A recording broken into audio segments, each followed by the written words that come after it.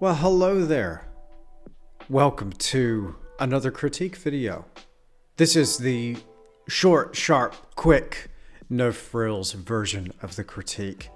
Trying some new stuff here in the studio. We're just going to jump straight into it here. We don't need any of that fancy intro stuff. Although, it might be a good idea to get Rowan onto another voiceover and make us something cool for this new and sleek aerodynamic version of the critique video. But anyway, watch this space. Here, I have got a landscape that has been painted by Terry. And Terry's actually just uploaded this to the Tish Zone. So this is a fresh one. And there's a lot of really cool stuff going on in this painting that I want to talk to you about. And then some stuff that I might suggest changing. Maybe on the next painting, maybe not necessarily on this one. But if you're new here and you've not seen one of these critiques before, let me just kind of explain what I'm doing here. What you see right here is my screen, and I have this painting loaded up in Photoshop. And I can draw all over this thing, and we can talk about all kinds of ideas. Now, I have a bit of a system. There's 3 questions that I like to ask when it comes to critiquing anybody's work. And this is also what I talk to myself about when I'm in the studio and how I kind of get that internal dialogue set up. Because I don't know about you, but there's one thing that I have found as an artist. You know, I'm a bit of a sensitive fellow, right? I feel feels, and I can get a bit down, right? Are you a bit sensitive too, right? You take things personally that you shouldn't. Well, I think it just goes with the territory. And I think one of the things that we do as artists is we beat ourselves up. We take things really hard and we start this negative internal dialogue where we start talking about our work in a way that is totally unfair. And the crap we say to ourselves, there's no way you'd really put up with anybody else talking to you like that. So why do it to yourself? Maybe this is just me, but I do this. Maybe you do this too. So rather than me turn around and be mean to somebody else, right? I'm going to set this up the same way that I try to talk to myself to kind of break out of that and not see things worse than they actually are or better than they are, but as they are.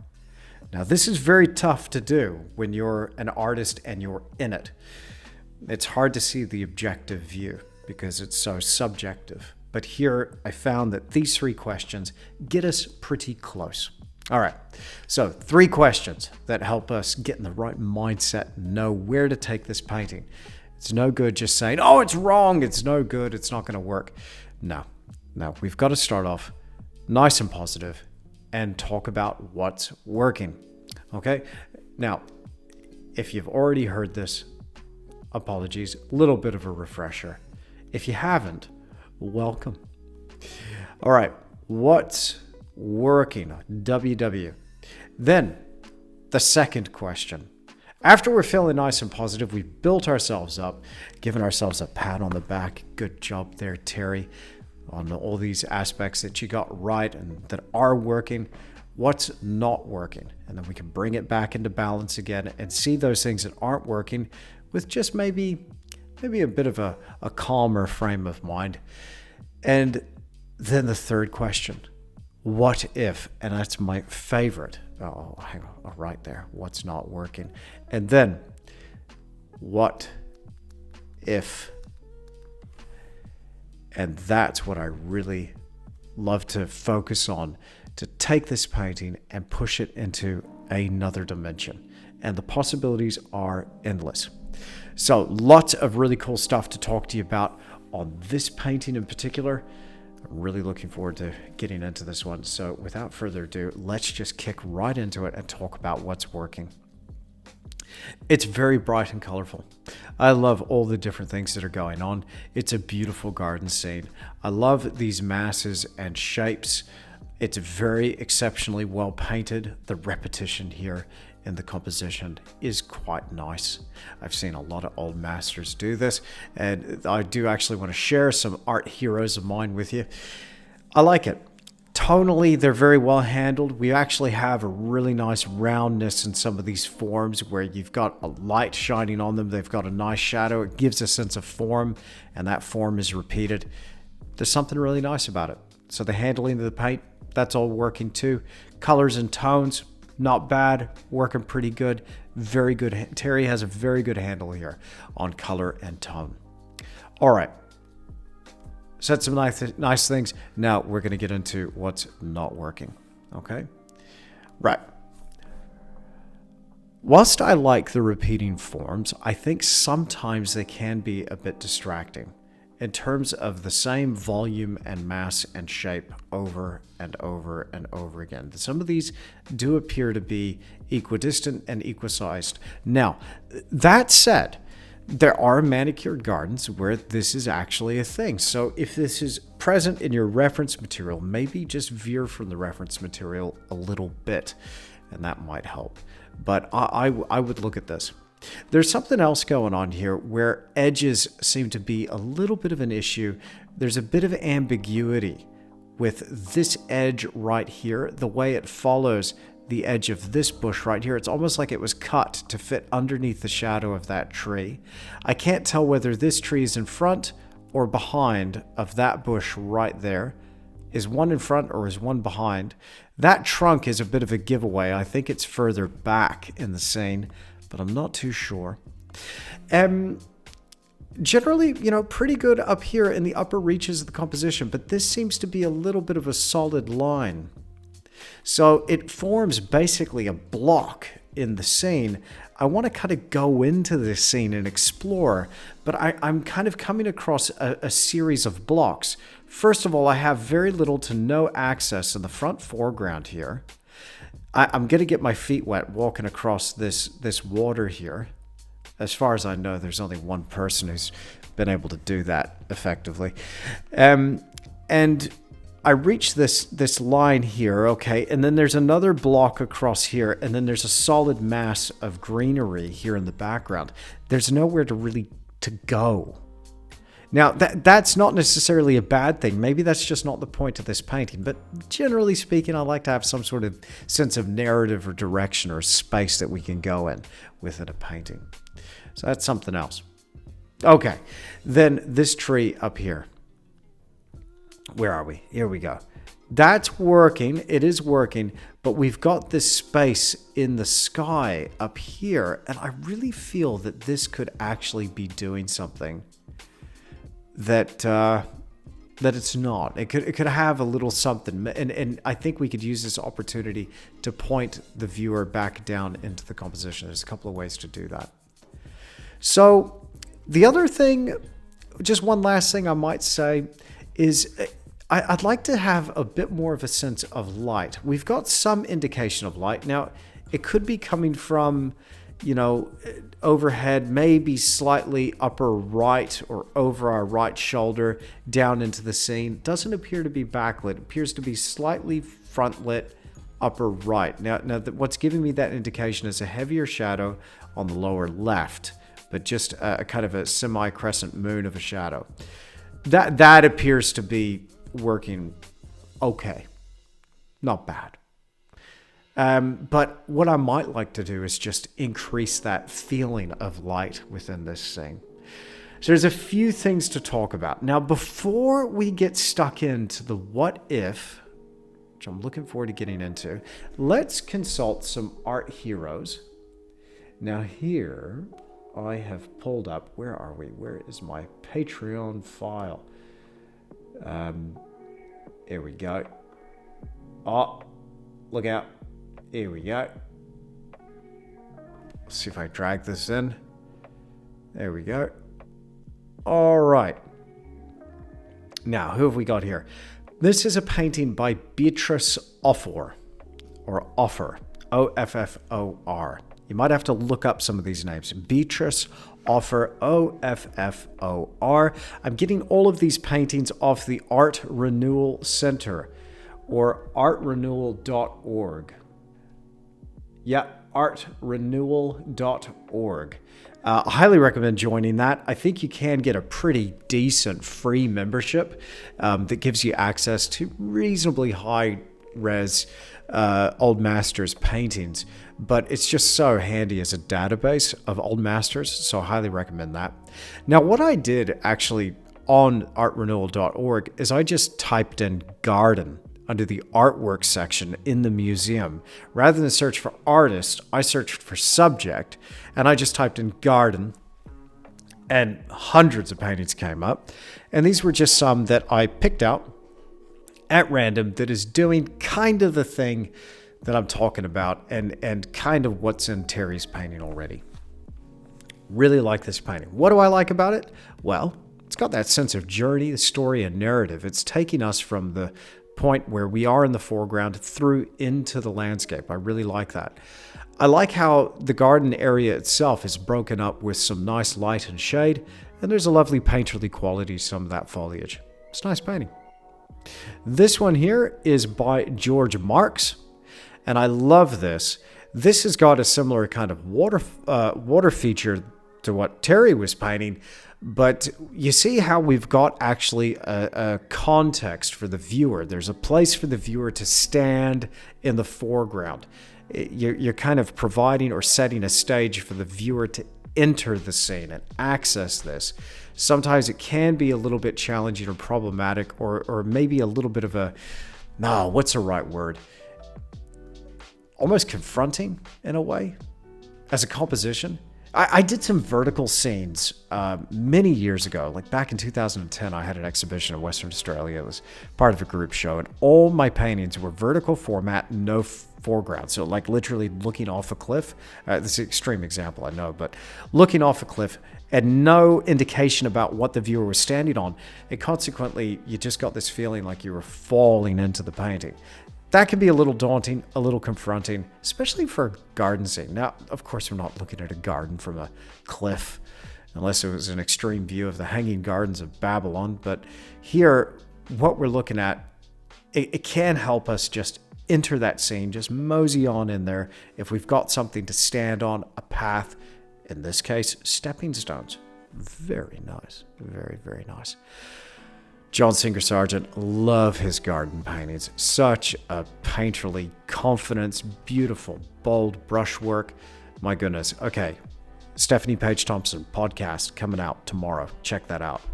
Talk about bold brushwork. But love this style. Wish I painted more like this, but I just keep getting the detail out. What do I like about this? Well, nice sense of narrative. There's a place to go. There's a bit of a hint of depth beyond. I like the contrast of colors. I like a sense of, even though it's very loose, light and shade. I like the subject. I like having a figure in there as well to give us some sort of context and provide a sense of scale. You know, whilst there's a lantern in Terry's painting, it's nice to have that sense of scale with a human figure. So just food for thought. Here's one by Johan Croton? I have no idea how that's pronounced. I'm butchering it. Krouthen. Nice little scene. Another garden scene. Some nice voluminous clumps of plants and flowers. Nice path in there. Little ways to kind of mosey on into the painting. Lovely stuff. This one here by Lewis Aston Knight. Really like this. Big, bold clumps of brushwork with those flowers, but notice the path again. Access into the scene. Now this one I quite like. A sense of activity, something going on in the foreground, by Paul Michel Dupuy. D-U-P-U-Y. Again, I don't ask me to pronounce names. I suck at names. But great painting. Fantastic painting. Love the sailboats here in the foreground. These ship models. It's a great little study. Maybe the foreground in Terry's painting could use a little bit of activity like this. So something to think about. And then finally, we've got a painting here by Remy E. Landau. And I really like this painting too. That last name is spelled Landeau. I like that this scene is confined. We've got some nice feeling there in the foreground, bit of a sense of scale, some nice light and shade. Yes, the background is halted abruptly, but it kind of brings in a little sense of mystery there with those open shutters, and we can see just a little bit into those windows. It's a lovely painting. So, some art heroes there, some old masters from the past. I highly recommend, if you're doing a subject, just give this little exercise a go. Go to artrenewal.org. Find a key word that closely matches your subject, punch it into that website, and see what comes up. I have done this in the past with a critique video as well, but give this a go and see what works. And Terry, I think this could really help with more ideas and inspiration for your garden scene. It's a lovely painting. Let's get back to it and just work with this just a little bit more. Now, let's talk about what if, now that we're nice and inspired with those examples of old masters. I like this tree here, this central tree. I think this is a nice tree. So this shape right here, I'm going to say, good on you. Awesome. But I think we need a place to go. So what about this? What if we had like a bank? Now I'm undecided. Is it going to be on the left or is it going to be on the right? But what if we had a bank here and some way that we could it could go off the page and then come back in, because the viewer would go, oh yeah, okay, I get it. I get where we're going. But what if there was some sort of bank there and some sort of pathway to get around to that side?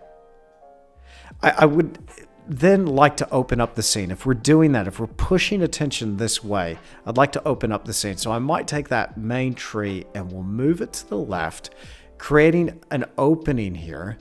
So then the painting, instead of becoming about a subject on a field, it's about a destination. We'll keep the lantern there for sure, but what if we did this? What if by moving that tree, we opened up a space right here, a corridor that you could kind of walk through? Could that work? Okay. Then if we do that, would that then inevitably change the shape up here in the upper reaches of the painting, create a more interesting line? That could work. So this would funnel attention down into the painting, and then could I improve that somewhat or enhance that feeling with maybe some weather, some clouds? Nothing too dramatic, don't want to take away, but just kind of funnel attention down into that scene, then drive it through into that, and then have some supporting elements here like some trees hanging over, and then we'll keep some clumps there on the distant shore. So if we're going to do that, maybe then what I might do is take this shoreline. See, the water's such a cool element. Why don't we have more of it? So what if we took that and we raised it up to there?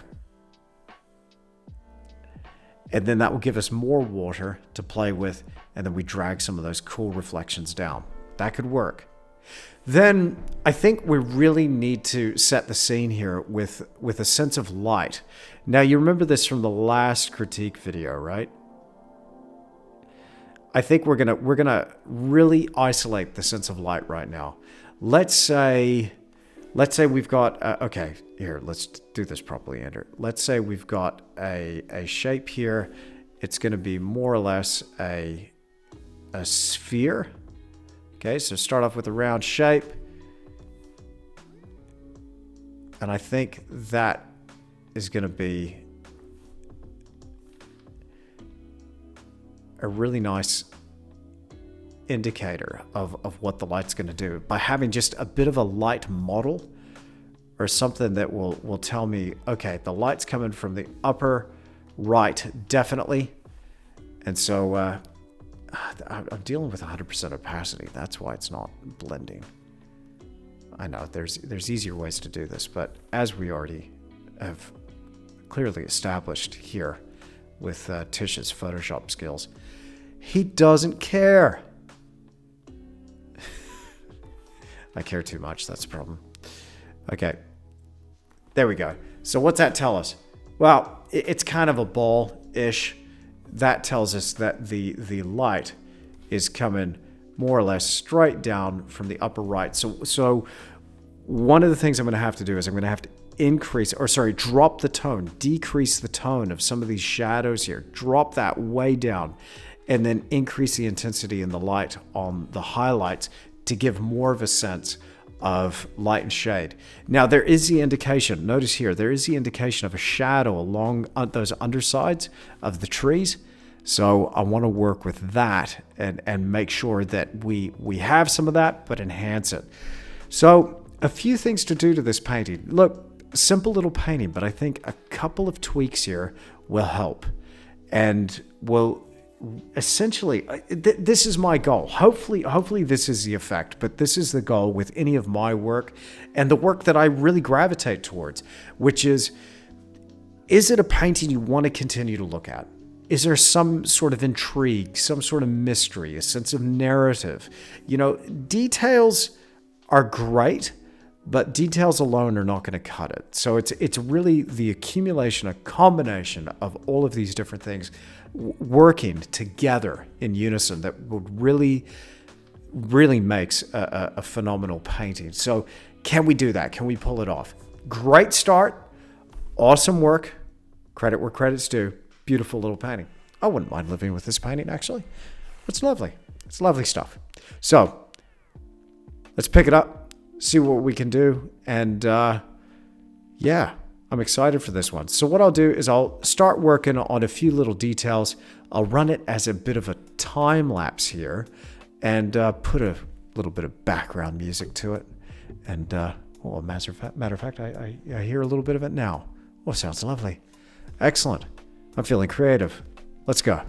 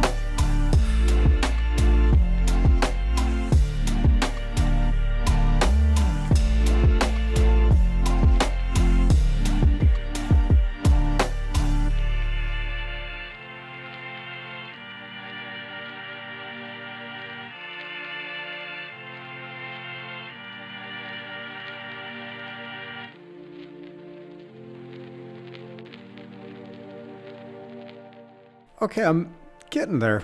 A little ways along here. I might just explain what I'm doing, what is going on. And as is my habit, I'm not really interested in the initial reference or the initial inspiration. What I do is I kind of shoot from the hip on what I'm presented with and what I see. If this is a specific place, then obviously maybe some of these changes don't apply. But also, that said, it's about the painting at the end of the day, and I think we need to bear in mind that our viewer is not going to have the photographic reference to refer to, so this is where things need to make sense as a painting. So I'm still working with my major shapes. This is a way I'd be doing a color study or a block-in or just a sketch in the sketchbook, and I'm working on relationships between shapes. Now, some of the things, I can run through the process at any time during the design of what's working, what's not working, what if. And you know, some of this stuff is working for me, some of this stuff isn't. I'll show you one area that is kind of a little bit of a problem, just something that jumps out for me right now, is I've got this mass here of this brighter tree that I've shifted over to the left, and then I've got this tree here, and they're very much on the same level here, horizontally speaking. So that would be a little bit of an example of a aberration, or that order and pattern that I talked about in the last critique video, where it doesn't exist in nature. This is me trying to kind of balance things out in my mind, and it's a very subconscious thing. I've got a particular way that I do that just based on my own mental makeup. Some of the patterns and repetition and those distracting things, you know, will be based on where you're at mentally. Wow, we could get quite deep psychologically here, couldn't we? But essentially, what can happen, the way this generally shows up, is by lining things up, one subject with another, and then everything appears to be balanced and symmetrical in a very unnatural way. So once I identify it, so I've identified it, okay, so I've got an issue. Both of these line up in a very horizontal way, so those masses are balanced out. So now what do I want to do? Well, let's break it. Let me maybe, I have a choice. I can go up or down with this. I can go up or down with this. I don't want to go, well, I'll go up with that and go up with the other, because then it'll still maintain that same level. So whatever I do to one, I either leave the other or do something different to the other. Okay? Hopefully that makes sense. So I think what I might choose to do is just go ahead and raise that, and maybe that'll create a better relationship between the two. And word of warning, whenever you fix something or move something, you create 5 more problems. It just goes with the territory. Now, I like having a little bit of foreground in a way that we can kind of come around to this side. I'm going to play with that a bit more. I'm going to play with some reflection. I'm thinking about a bit of life in this water. Not decided on what that's going to be. Maybe fowl of some description, I don't know. But then also some really cool crispy details here in the immediate foreground. Something that gives us a feeling of texture, something inviting, something that fits with the theme, and then of course leads that viewer off into the distance. So I'm enjoying it so far. Hope you are too. So with that said, let's get back to it.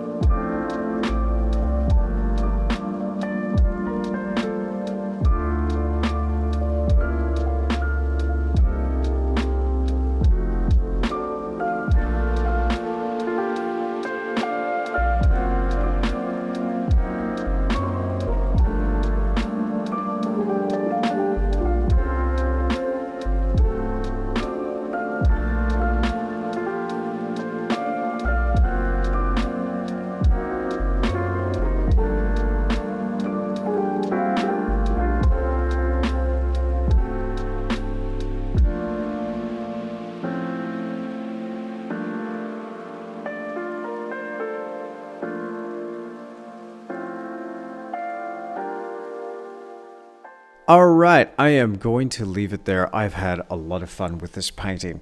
Let's talk a bit more about what I've done here. And again, we'll go back to the beginning. I took this tree, which I think really is the main subject of the painting, and that's what I felt when I was looking at the original. And we moved it from position somewhere further over to the right to the left, effectively opening up a space.